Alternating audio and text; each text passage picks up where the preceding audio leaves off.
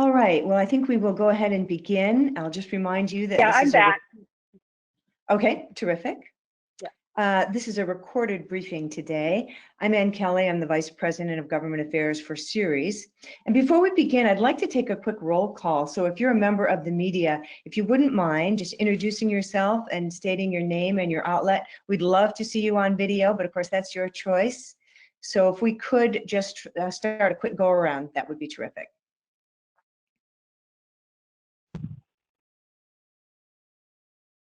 Anyone like to start? Stephen Lee with Bloomberg. Welcome, Stephen.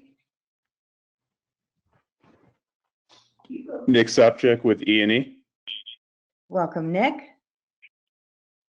Ben Hulak with CQ. Okay, welcome. Ben Piven with Al Jazeera. And welcome to you.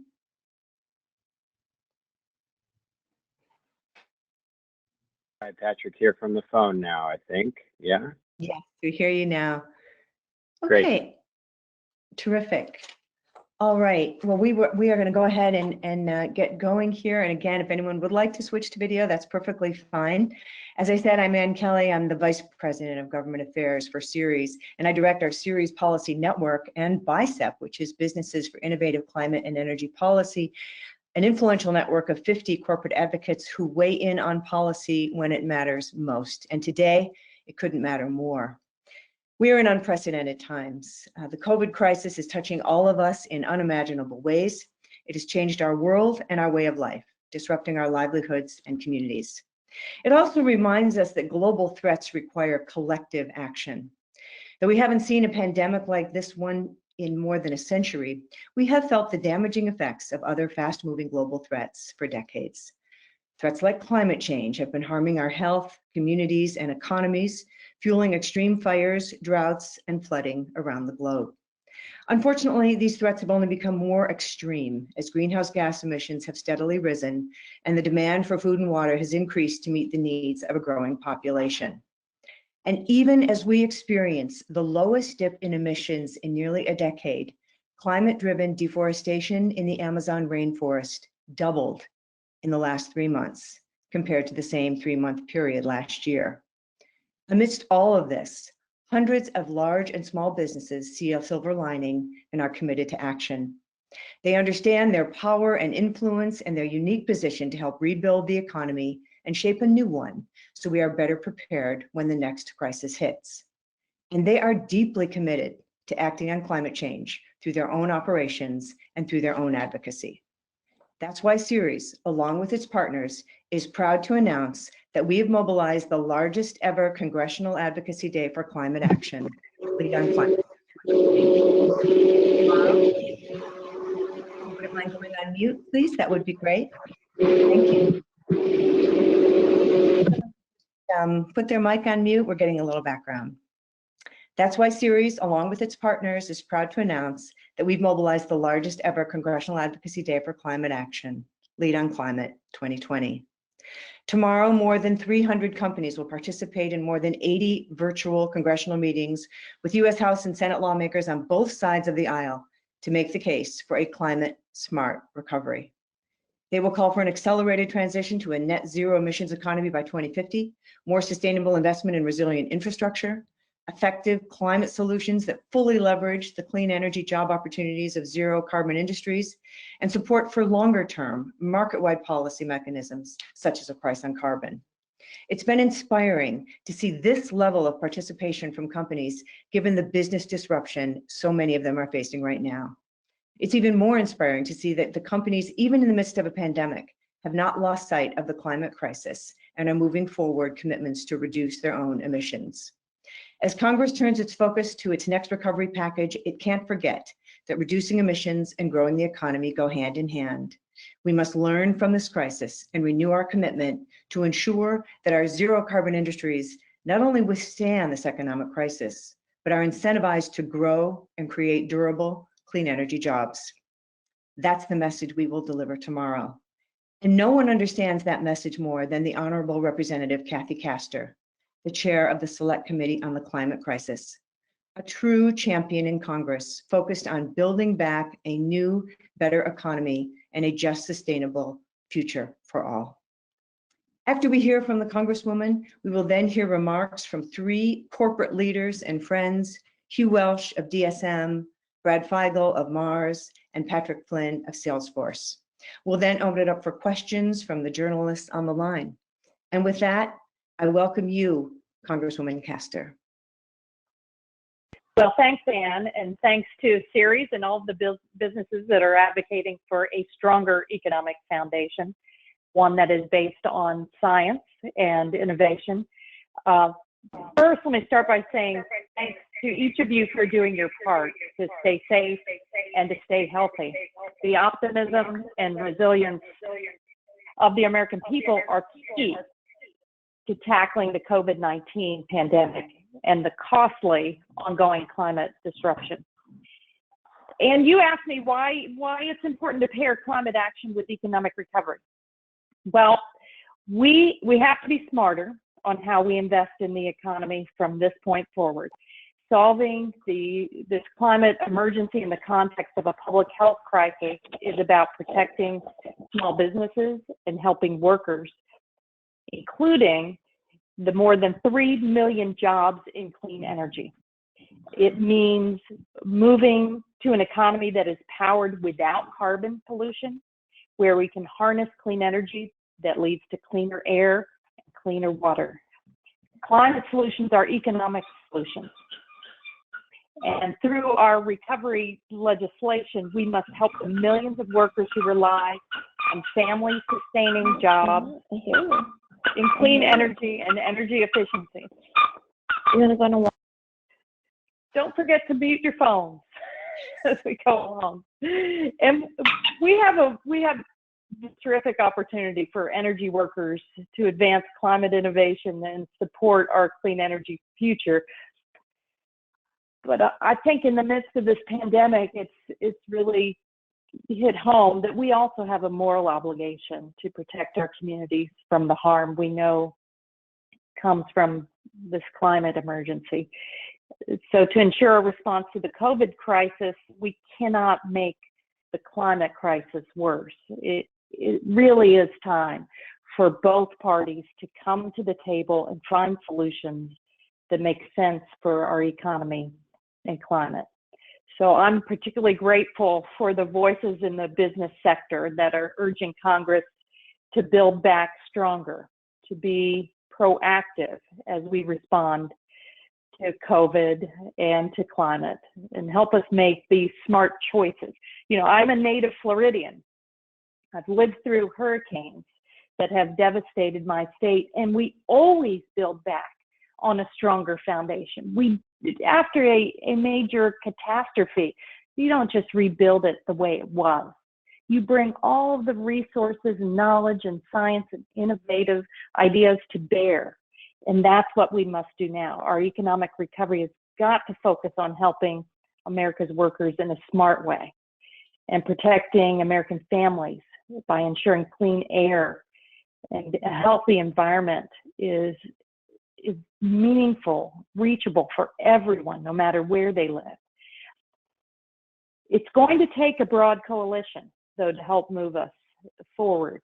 There are roadblocks in the way right now. That's why the private sector is a vital ally in this fight. After President Trump took office, he abdicated America's leadership role on climate policy. But fortunately, a large and often bipartisan group of states and cities and businesses and colleges and faith groups and citizens doubled down on their commitment to climate action.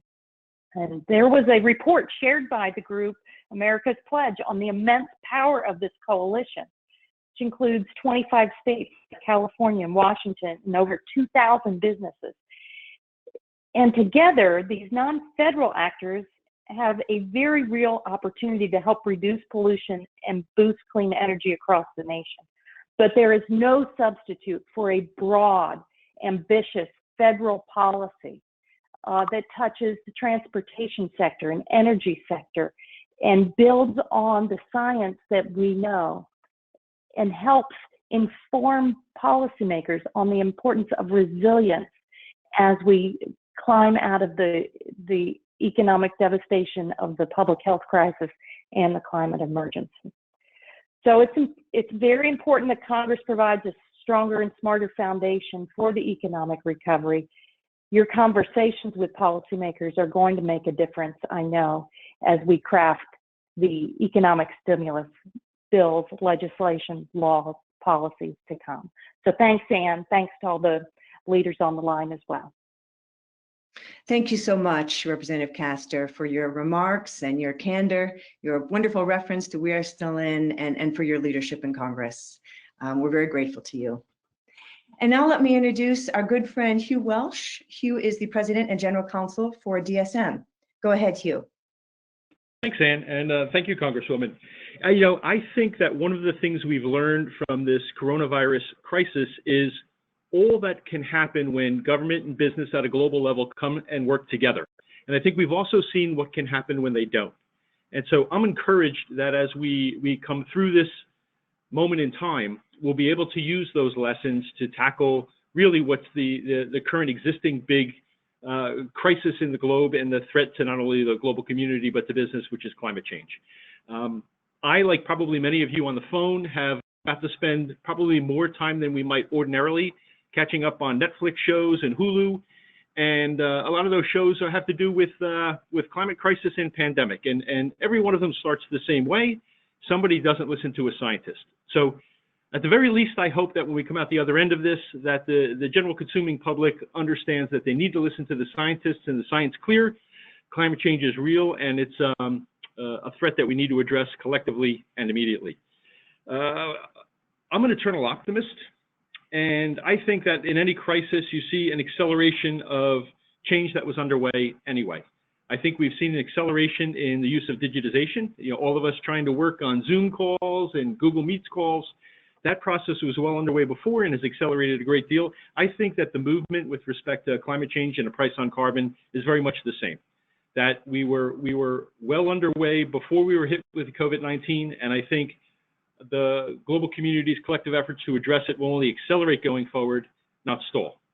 We're encouraged by some of the work that we see in Europe with the EU Council's recommendation for a $1 trillion green plan, the French government's use of stimulus to pivot from air to high-speed rail. And we'd like to see similar developments here in the United States. At DSM, some of you may know, the acronym stands for Dutch State Mines. There's a certain irony that a former coal mining company is now, I think, a leading advocate on climate change mitigation efforts, but we are, and we continue to be. There's been no compromise at all in our own efforts in our operations to mitigate our emissions and impact on the environment. We're moving very rapidly here in the United States to being 100% renewable electricity, and that's through our own very massive solar fields in New Jersey and in South Carolina, as well as some of the efforts we have with respect to wind farms in Oklahoma and solar fields in Texas. Our emissions continue to decrease at all of our production facilities around the world each quarter, and we reported out a material reductions in NOx emissions at our facilities already this year. And so tomorrow, I'm really looking forward to have the opportunity to speak with members of Congress to encourage them to build back better. That when we come out the other end of this, we have a unique opportunity in history to dramatically make a change, not only in policy, but in practice. And we would really look to moving to much more renewable electricity, building out EV infrastructure, coming up with a more robust funded infrastructure plan that can be funded in a number of different ways. We advocate for a price on carbon as a means by which to potentially fund that. We'd like to see additional effort on solar and wind tax credits and energy efficiency initiatives for consumers so that they can participate in this process. We'd really like to see any additional financial stimulus bills, particularly those that are going to the private sector, create incentives in there to require those private sector recipients to reduce their own emissions. So we think that this is a great opportunity to create high-paying jobs in the renewable energy industry. And it's going to be a busy day. It's going to be a unique day, but I think it's one we're all looking forward to. Thank you, Ann. Thank you so much, Hugh. It's wonderful to have you on board. Now I'd like to introduce another good friend and corporate leader. Brad Feigl is the Vice President of Public Affairs for Mars. Take it away, Brad. Well, first of all, thank you for having us here. And I can't tell you how thrilled and proud we are to be part of this, the first virtual advocacy day. And I just think the fact that there are over 300 companies that are going to be participating just fundamentally underscores the importance of business caring about continue to drive their sustainability agenda. Each and every one of us are focused like a laser beam on making sure our associates, employees are safe, the communities where we operate are safe, and business continuity. But we think we can do both. We think we can focus on getting our businesses going, our associates safe, but we need to stay committed to our sustainability goals. And I will say at the outset that Mars is 100% committed to continue our work. And as you may know, we've invested over $1 billion to drive our sustainability agenda. Our foot remains on the gas, even though we're in the middle of this crisis. And being in the food industry, I'll tell you, what's happening to the supply chain, et cetera, because of COVID, just underscores why we really need to focus on this. But I think the timing of this advocacy day is really quite important as Congress goes into the next stimulus package, which, again, I got to applaud Congresswoman and her colleagues for driving some strong stimulus packages in the past, but this one's going to be a big one. And there's a lot of focus already about what's going to be included in there. And, I think one of the big messages that Mars and other companies will be sending over the next day or so is, look at, we know you appropriately need to be focusing on rebuilding the economy, ensuring the health and safety of our citizens and the communities, but we are absolutely convinced you can do that and maintain climate and sustainable goals. So what we'll be arguing for at Mars is to be encouraging Congress to think about 3 broad principles as you consider the stimulus when it comes to climate and sustainability. We think you should maintain, then build. So in other words, let's not retrench or defund existing sustainable commitments that are already there. Let's find ways, as people say, to build back better. So as we look at infrastructure in this next bill, let's find ways to do it in smart ways that actually promote the climate, promote sustainability goals. We think that, secondly, we think that all action should be complementary and not primary. So again, we fundamentally believe that the focus of the stimulus bill should be primarily focused on getting our economy back going and getting our associates and our employees and our citizens and communities healthy. And so we want to be sure there's a balance here, that we're not over-revving on sustainability to the detriment of those 2 kind of core goals. So finding ways that you can complement sustainability goals, but not make it the overall focus of this next upcoming bill. And lastly, we believe that this conversation should be productive and not disruptive. We want to promote a positive view of the opportunity to build a more resilient future. And again, maintaining the focus on doing this, building our economy back, getting people safe, but let's not lose track of our sustainability goals. So again, really quite proud to be joining 300 companies. And again, to me, this is one of the most exciting. I've been doing these fly-ins for a long time, several years now. Never had this level of business interest. I particularly am excited to be able to have Hill meetings, not wearing shoes, which I'm very excited about. But again, I think this timing is really right and underscores the importance that business still cares about climate change. We believe we can do it at the same time of rebuilding, but let's not lose track of sustainability. Thanks, Ann. Thank you so much, Brad. So appreciate your thoughts. And finally, last but not least, our good friend and corporate leader, Patrick Flynn. Welcome to you, Patrick. Patrick is the head of sustainability for Salesforce. Take it away. Thank you so much, Ann. Thank you, Ceres, and thanks to the business leaders and to the Congresswoman for joining today. It's an honor to be here speaking with you. Our collective response to climate change in this historic moment will have an impact not just on the lives of people today, but on the lives of every living thing as we know it forevermore. The stakes could not be bigger. The pace and the scale of the action that we need are at the edge of what's imaginable. Just at the end of last year, the UN gap assessment said that to maintain a 1.5 degree pathway, we need to see rapid, far-reaching, and unprecedented changes in every aspect of society. And now, here we are at the beginning of the most important decade humanity has ever faced. And tragically and unexpectedly, we are seeing rapid, far-reaching, and unprecedented changes in every aspect of society. This is the moment. Right now, Dwight Eisenhower said, if you have trouble solving a problem, make it bigger. We can solve the climate emergency, the economic crisis, and the public health crisis at the same time. But we cannot have any lasting solutions if we try to solve any of them separately. There's a lot of change ahead. And at Salesforce, we know that business is the greatest platform for change, but we can't do it alone. We need business to come together. We need business and government to come together. And we need to find a point on the horizon that we can aim for and begin moving forward to create that new future that we know we all want to see.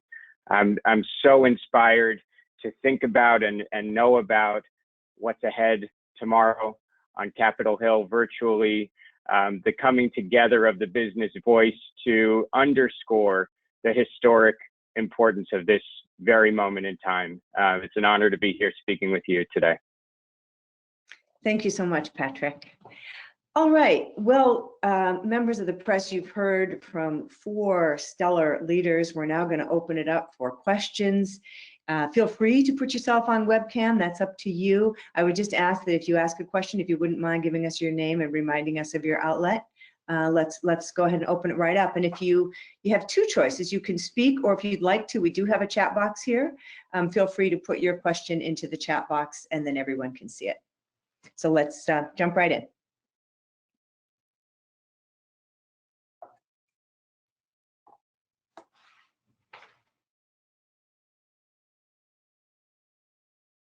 Hey, this is one- Nick.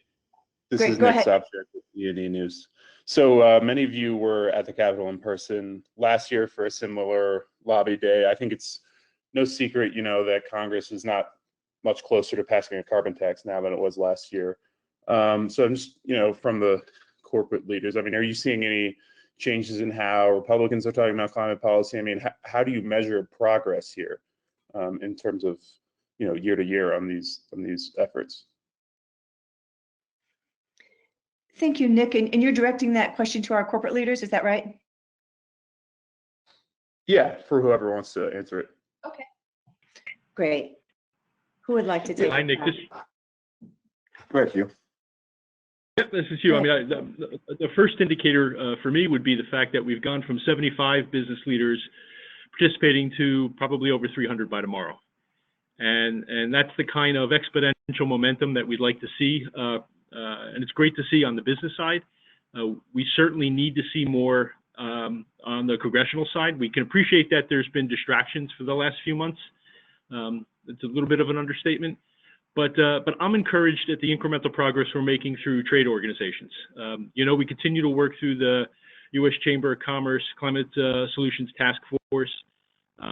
It's a challenging environment to make change in, but or at least I am confident that if we can continue to have some success there and drive change there, we'll begin to see change not only continue to grow in the business community, but we'll have the ears of folks on Capitol Hill with the chamber as our advocate. So the pace of change has been slow on the congressional side, but I'm happy that we haven't backslid at all. And again, I'm optimistic that as things begin to settle down, we'll pick up more momentum there. Yeah, and this is Brad Hugh. If I could just add to that. I mean, Nick, to your question, I think before the pandemic crisis hit us, we were making some very strong progress in talking to Republicans about the need to do something on climate. And when you talk about carbon pricing, as you know, there's many different ideas and proposals out there. But we saw both in the House and Senate some significant change over the last year. And I think, again, it's because of one of the reasons is because of strong business support. Republicans were starting to think and talk about this in a different way. Now, unfortunately, the crisis hit. And obviously that is going to be, we're going to have to wait for the right time to really drive a carbon pricing discussion. But our point is, let's not lose, let's keep the playing field the same way. So let's not retrench, let's keep it, let's keep some of the goals we have now on the table. Let's get through the stimulus, let's get the economy going again, and let's set the stage for next conversation about climate. And again, I think we could talk a long time about just the lessons we've learned from this pandemic globally about its impact on the climate and why now more than ever, it's time to take action on it. But as I was trying to say before, there's a time and a place. This next stimulus is not the time to have a big discussion about carbon pricing. It's just not. It needs to be focused on building their economy and ensuring our citizens are safe. But let's set the stage for discussion down the road. Thank you, Brian Yeah, and Nick. Patrick, I was just going from Salesforce, was just going to jump in and say we've seen so much change because of COVID-19 over the last few months collectively as a society. So if you think about forward progress, you can also look to the fact that each of us is getting a crash course in listening to science, looking into the future in order to act boldly in ways that we know we need to today. A crash course in the fact that this is all one global community that needs to take action together. So some of the trend lines that predate COVID-19 are no longer as relevant. This is a disruption and a moment to pivot and reorient ourselves to the science, and price on carbon is certainly one of the very best ways to provide a clear signal to business and to align stakeholders towards a low carbon future. Great, thank you. Other questions from our colleagues in the media? And again, you can shout it out or put it in the chat box. Hi there, this is Ben Hulak with Congressional Quarterly. I was hoping if the Congresswoman, if you're still there, I'm just curious how this crisis has affected how Congress views science. Obviously, there's, climate denial has sort of ebbed and flowed, and it's, it seems to be in retreat now, but this pandemic has shined a new spotlight on public health, obviously, and the importance of science. Do you view that, has it changed? Has Congress sort of awoken to the importance of science as a form of clarity? Well, let's hope so. Our lives depend on it. What is very noticeable is the public sentiment, the faith in scientists and public health experts. And I think many people, it will change the dynamic because people now appreciate this public health crisis that is impacting them personally, and they are tuning in to those scientists to understand the ramifications, the risks, and the same will go for climate. I think it is kind of a wake-up call in the value of science and innovation, and we must learn the lessons. The policymakers then must listen to the public. For a long time, they've been clamoring for the transition to clean energy solutions and greater investment resiliency. And I think coming out of the pandemic, that sentiment will be even stronger, and hopefully it will push policymakers to act in an ambitious manner. Just to follow quickly, it strikes me that Anthony Fauci, for example, is seen as incredibly trustworthy and knowledgeable on the pandemic. Is there a scientist within the climate community that maybe shares a similar mantle? Is there sort of a climate Fauci, if you will? There are many. So let that be a challenge to all of them now to ramp up their communications and their the pressing of policymakers to act.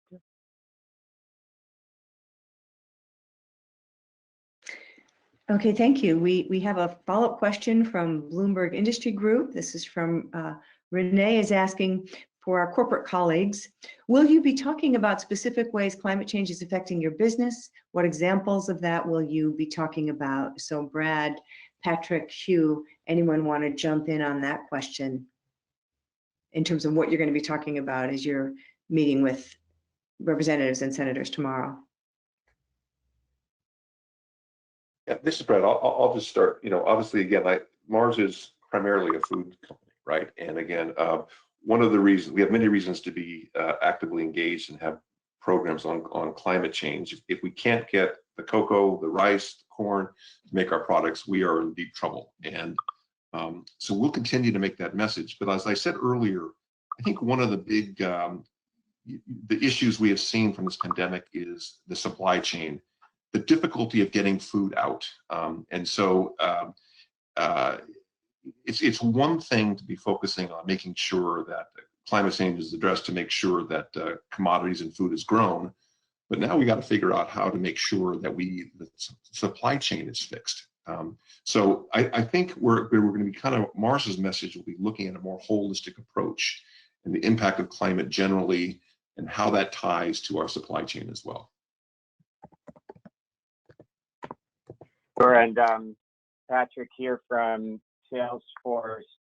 Salesforce has quite a resilient business model and is quite resilient in the face of climate change. As a cloud computing company, we've done a lot of the things, including aligning our business to a 1.5 degree pathway via our science-based target.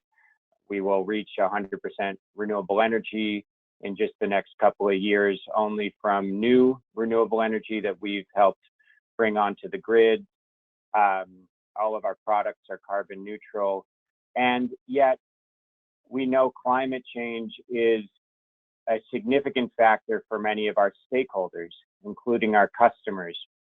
We're a company that's driven by our values. And when we think about our values of trust and customer success, innovation, and equality, acting on climate change boldly is a way for us to uphold our values, not least of which is the value of equality. We know failure to act adequately on climate change will disproportionately impact the most disadvantaged communities. We are already seeing that both from the climate emergency, the economic emergency, and the public health crisis. So we are taking action on behalf of all of our stakeholders to try to lead the way forward. And this is Hugh from DSM. We've invested hundreds of millions of dollars in new innovation that we think will help create a more climate resilient world. Some quick examples are, we have a product called Bovier, which is a feed ingredient for ruminants, particularly cows, that can reduce methane emissions from those animals by up to 60%. We think that would be an important tool in the climate mitigation toolbox, and we look forward to beginning to roll that out as it gets regulatory approval in different parts of the world.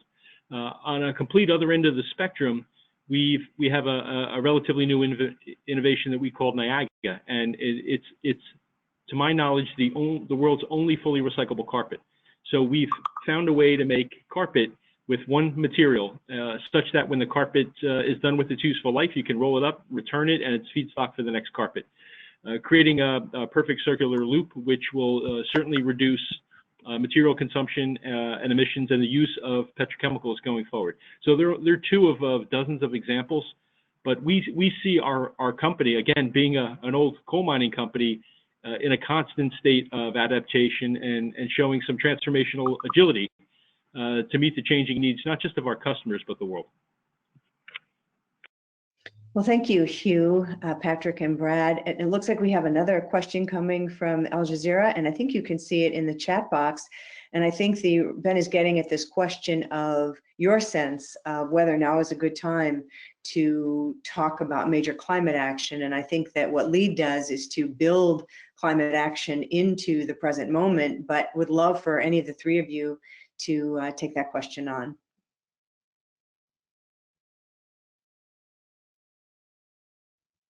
Yeah, this Patrick, is do you wanna go Congresswoman first? Castor. Oh, go ahead, Congresswoman, please.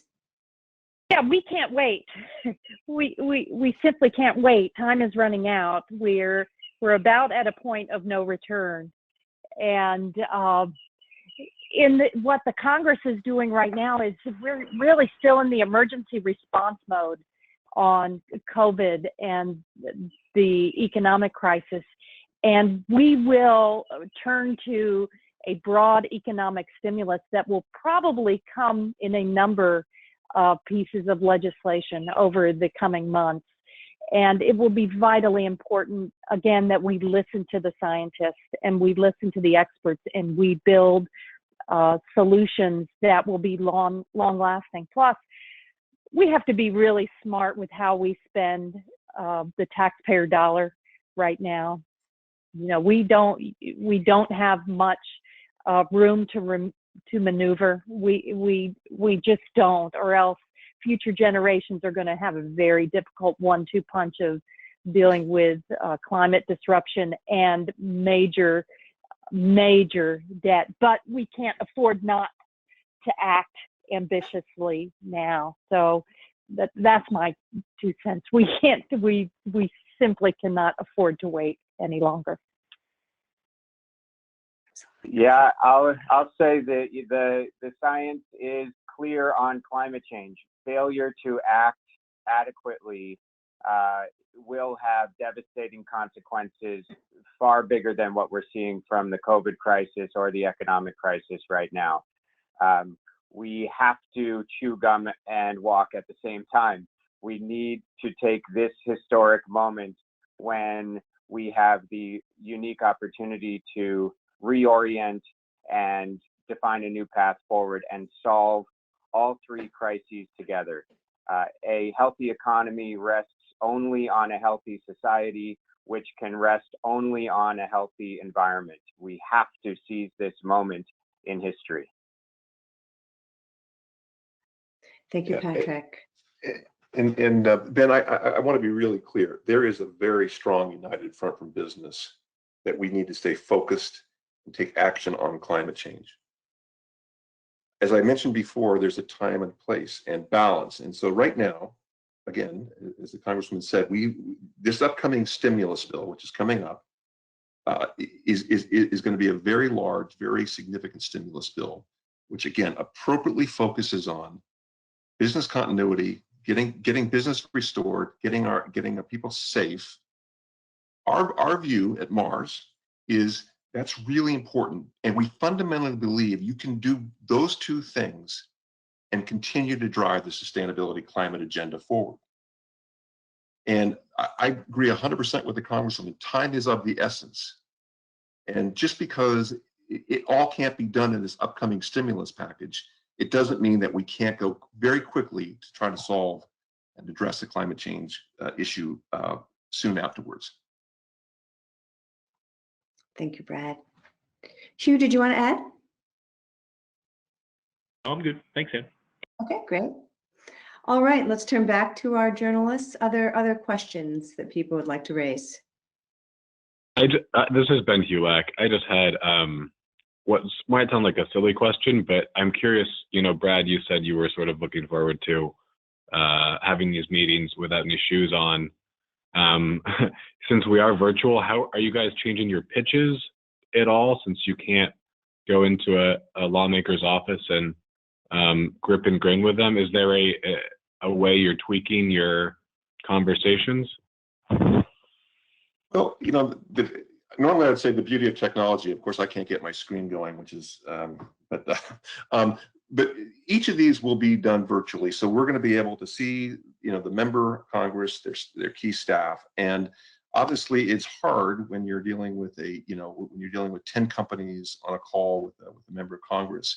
So, I think the pitches need to be direct, but in many ways, I think this could potentially be the future of how a lot of the advocacy works in Washington. And so there might be some change in how we approach this. In many ways, I think, driving this through this kind of technology could be much more efficient as well. So it's an experiment, but again, I cannot think of a better issue to try this out on than keeping the foot on the gas on climate change.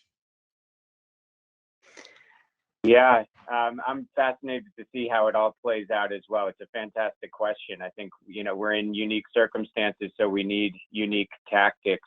I would imagine over the course of how it all plays out tomorrow, each of us learns a little bit about how to maneuver through the conversations more effectively and give each other the space to make the points.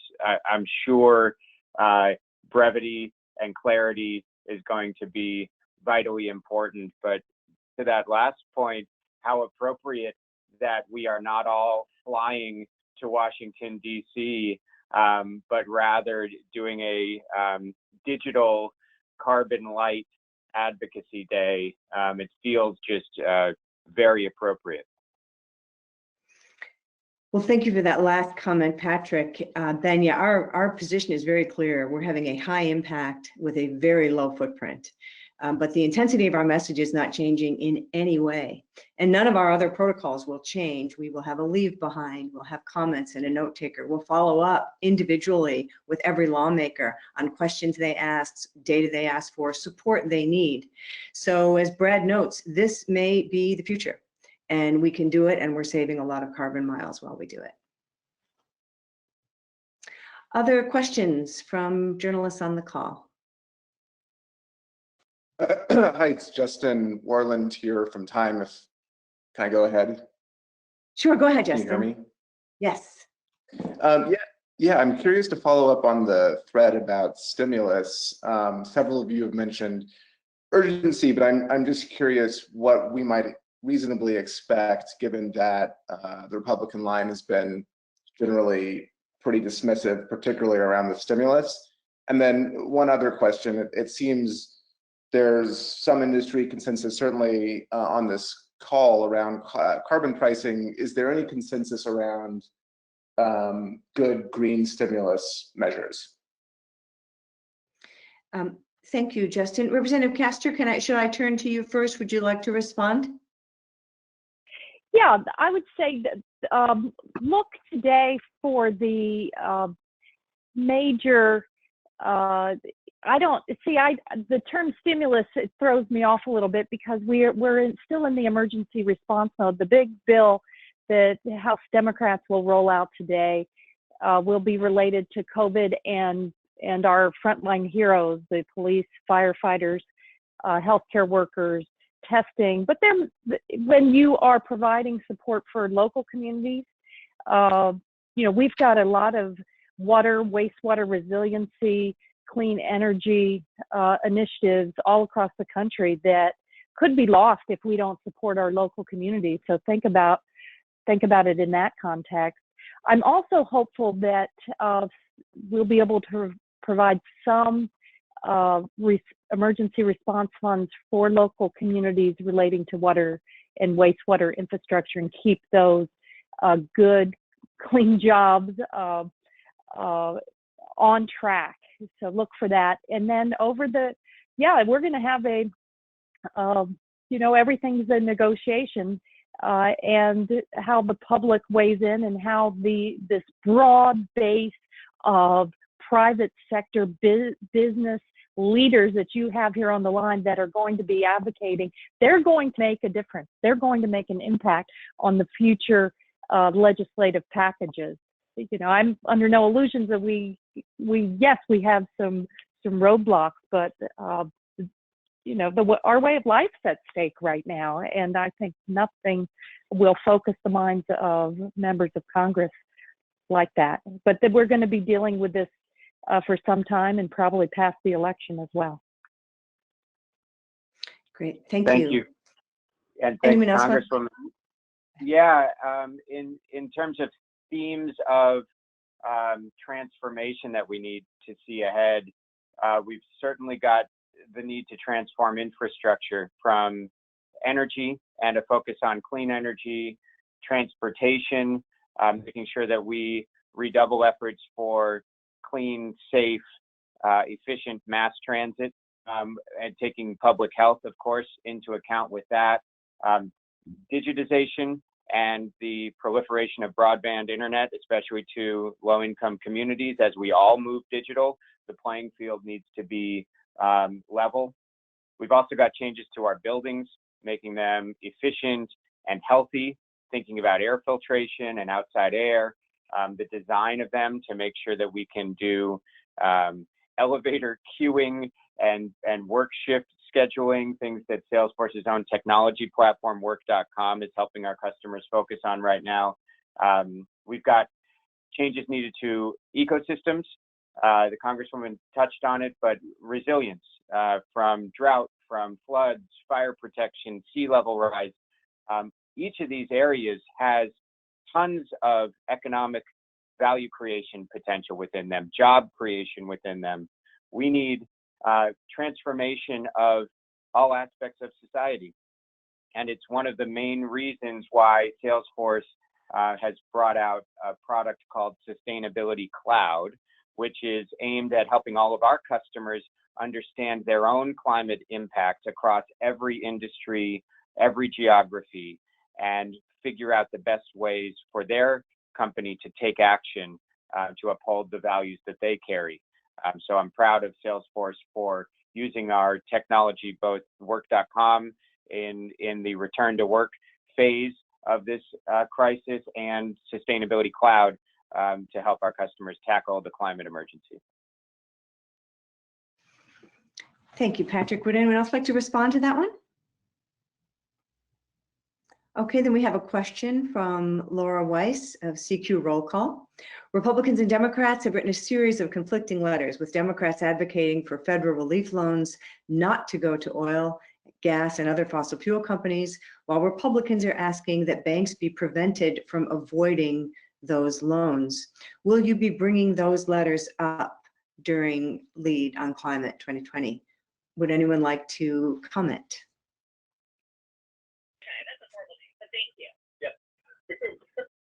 Sorry, just getting a little bit of background there. I'll just say as a kickoff that we are going forward with a pretty broad general frame, much of which you've heard about today, and you can see our broad messaging on the website. The Lead, as a general matter, will not form a particular position on this, but individual companies may wish to comment on the advisability of bailing out high carbon sectors without proper climate commitment. But let me ask if anyone on the line would like to comment. If you wouldn't mind going on mute, we'll get a little bit of background.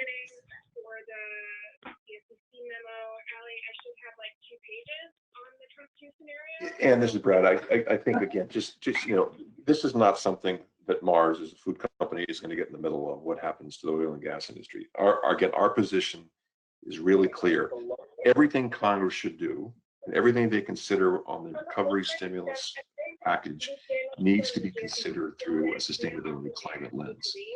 But for Mars, we won't be in the middle of talking about the appropriate support for the oil and gas industry. Our message is broader, and we're going to keep it focused on, again, companies care about getting through this climate. It's a high priority, and we want to be sure when you look at these things that you're thinking climate broadly. Thank you, Brad. That's a really helpful summary. And I would just ask that if you're on the call, if you're not speaking, if you wouldn't mind going on mute, we're getting a little bit of feedback. Patrick, it looked like you wanted to jump in. Did you? No, okay, great. Other comments on this question? I don't know what the strategy behind doing this. Okay, then other questions from those on the call. anyone else like to jump in?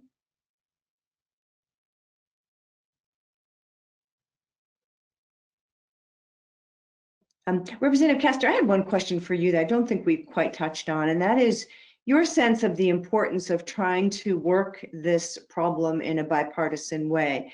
You know, we have 80+ meetings tomorrow. They're basically divided between Republicans and Democrats. I'd love your insights on the importance of attempting to reach to the other side, and congratulations on the richly bipartisan, massive CARES Act that you all passed together. Your sense of ways that we can and should reach out to the other side of the aisle to make sure that we're building bridges, to make sure we're building long-term policy. Any guidance you would offer us along those lines? Yeah, it is very important. And, you know, my opinions informed by a year of work on the Select Committee on the Climate Crisis, where we have a report that was supposed to roll out at the end of March, and its time will come, but it will have a lot of bipartisan recommendations. There was a lot of bipartisan agreement when it comes to the industrial sector and how we have to decarbonize there, on resiliency and planning for climate-fueled emergencies. And here we are on the poised for a hurricane season, or probably a wildfire season in the midst of a pandemic. So we really need to be smart, and then being smart about how we spend taxpayer money. People, the American public knows that we do not have money to spend on bailouts on industries that are over leveraged or will not be sustainable for the long term. So I think talking about the real world challenges of how we build back stronger and better. Thank you, Representative Castor. Anyone else want to jump in, or any other of our journalist colleagues wish to ask a question or put one in the chat box?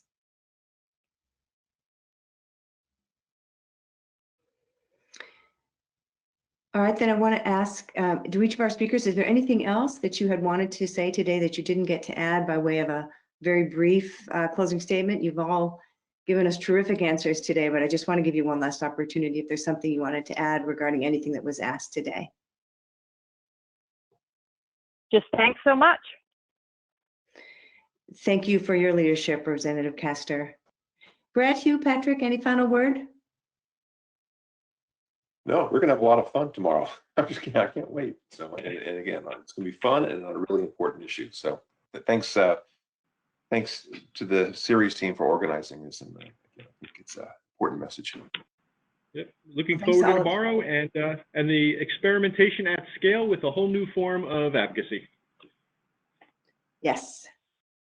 Yeah, same here. Thank you, Ann. Thank you, Series, for pulling this together. This is a historic moment. I'm looking forward to it.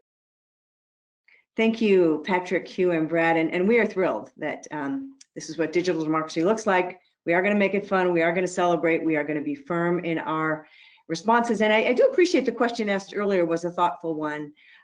We actually have hundreds and hundreds of Dr. Fauci's, and they wrote the IPCC report. That was their prescription for us, but it was not a prescriptive prescription. There's no vaccine for climate change. There's a multiplicity of strategies, many of which we will talk about tomorrow.